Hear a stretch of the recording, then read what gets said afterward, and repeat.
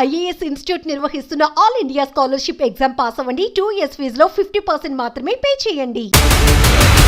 ప్రాణం మనదే, కానీ మరణం మాత్రం మన చేతిలో ఉండదు. ఎప్పుడు ఎటు నుంచి మృత్యు ముంచుకొస్తుందో తెలియటం లేదు. జీవితం కోసం ఎన్నో కలలు కంటాం, కష్టపడతాం. పిల్లల భవిష్యత్తు కోసం అలుపెరగని పోరాటం చేస్తాం. కానీ క్షణాల్లో వచ్చిన మరణంతో నిమిషాల్లో జీవితం ఆగిపోతోంది. తాజాగా ఏపీలో అనంతపురం జిల్లాలో ఘోర రోడ్డు ప్రమాదంలో 8 మంది ప్రాణాలు పోయాయి. కష్టపడితే కాని పూట గడవదు. పొద్దున్న చద్దన్నం పట్టుకుని పనికి పోయి పొద్దుపోయాక ఇంటికొచ్చేవారే వారంతా. ఎన్నో ఏళ్ల నుంచి కష్టాన్ని నమ్ముకుంటూ బతుకుతున్నారు. పనికెళ్లడం రావడమే వారికి తెలుసు. ఉన్న దాంట్లో సంతోషాన్ని వెతుక్కుంటూ సాగిపోతున్న వారి జీవితం శనివారంతో అర్థాంతరంగా ఆగిపోయింది. రేపు పనికి పిలిచినా రావడానికి వారు ఈ లోకంలో లేరు. బస్సు రూపంలో తీసుకొచ్చిన మృత్యువు వారిని మింగేస్తుంది. అనంతపురం జిల్లాలోని పుట్టూరు మండలం ఎల్లుట్ల గ్రామానికి చెందిన కొంతమంది వ్యవసాయ కూలీలు ఆటోలో గార్ల తిన్నెలో పని కోసం వచ్చారు. అరటి తోటలో పనులు ముగించుకుని ఇంటికి తిరిగి వెళ్తున్న క్రమంలో ఆర్టీసీ బస్సు ఆటోను ఢీకొట్టింది.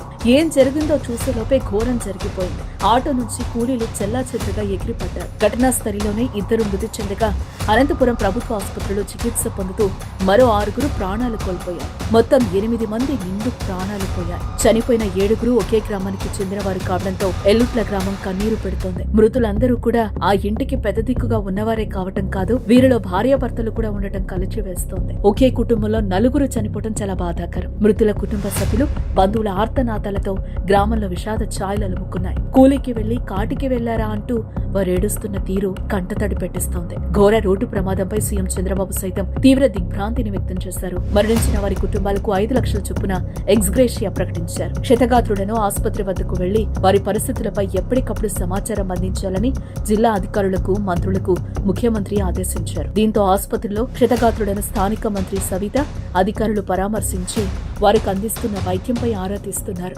రోడ్డు ప్రమాదాల కారణంగా నిత్యం ఎన్నో కుటుంబాలు రోడ్డున పడుతున్నాయి. వాహనదారుల నిర్లక్ష్యం, అతివేగం కోలుకోలేని నష్టాన్ని చేస్తోంది. వాహనాలు నడిపేవారు చిన్న జాగ్రత్తలు తీసుకోవడం వల్ల ఎన్నో పెద్ద ప్రమాదాలను నివారించడంతో పాటు విలువైన ప్రాణాలను కాపాడుకోవచ్చు. వాహనదారులారా కాస్త ఆలోచించండి.